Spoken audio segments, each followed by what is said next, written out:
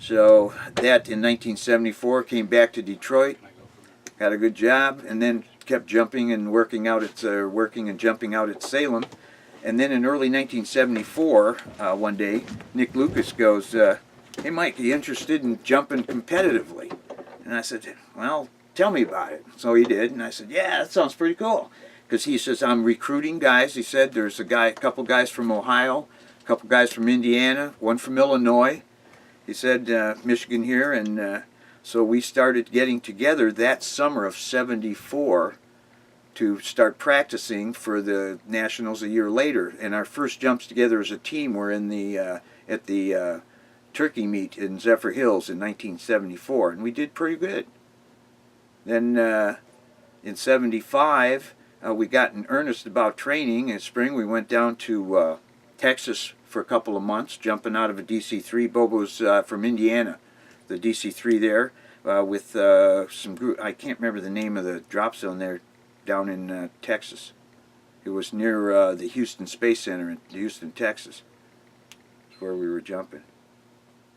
And then, of course, in '76, we went to the Nationals. Now, Nick, we spent a lot of time working together. He was sort of the brains behind it and behind the team. But I had a little bit of input because he'd ask me, do you think this? He'd show me, he says, "What do you think?" I was the floater, and I was the guy at the bottom of all of this poundage sitting on me. I would crouch in a squat in the doorway, and you got your handholds, and then one guy sat on my right knee, and the other guy sat on my left knee. Mike Johnson was buried in there somewhere in our the five-way exit that we would take out. No, it was. I think it became 6. I'd have to look at the pictures. But anyway, it was stuff nobody was doing. Even Captain Hook and the Sky Pirates only took out a 3-way as a base, and he was trying to expound on that. He would have liked to take the 10-way out and all hooked up in the first place, which Roger Daughtry did later on, I understand. But at the time we thought that you'd be able to stick out of the airplane. Well, for some reason, after all of our practice, the USPA decided to change the rules. No show, anything goes. They were going to allow you to show. You would go on the exit command. Well, all of a sudden, just before the Nationals, it was changed back, and I have a feeling some of that was a little political.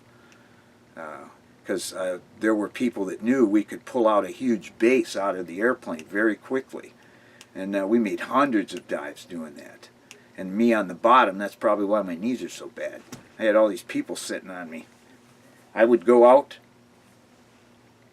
and let go and float back. My slot, then that empty slot would be filled by a diver, and then I would come up and break in.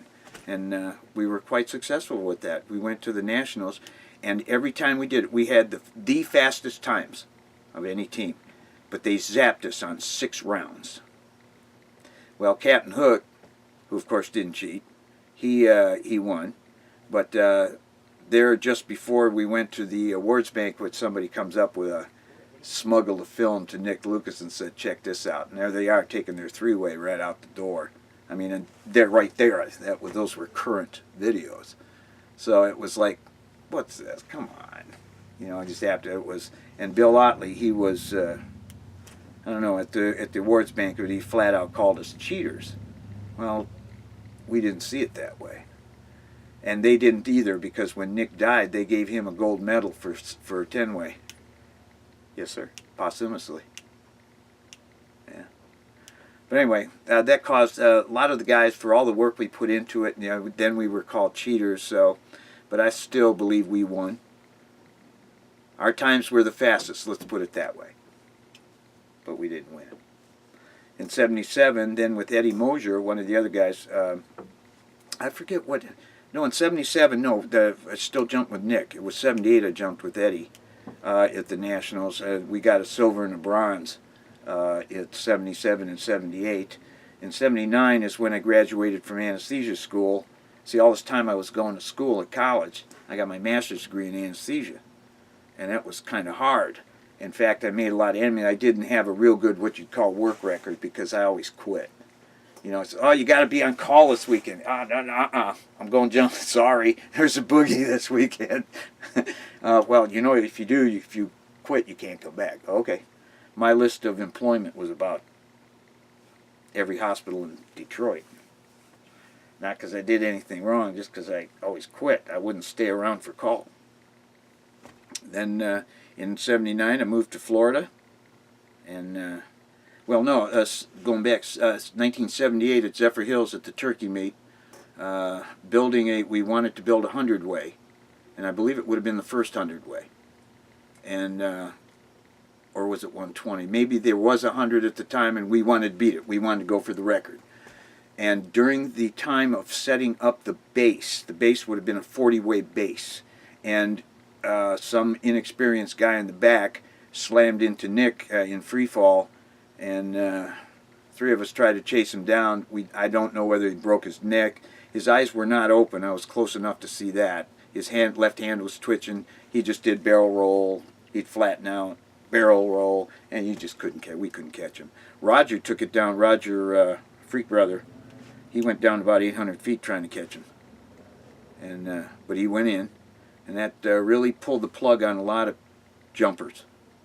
Myself included. I mean, I kind of lost a lot of enthusiasm with that. In '79, I was still jumping and stuff, but when I came down to Florida, I'd come out and jump, but the relative work thing was just kind of, it did. And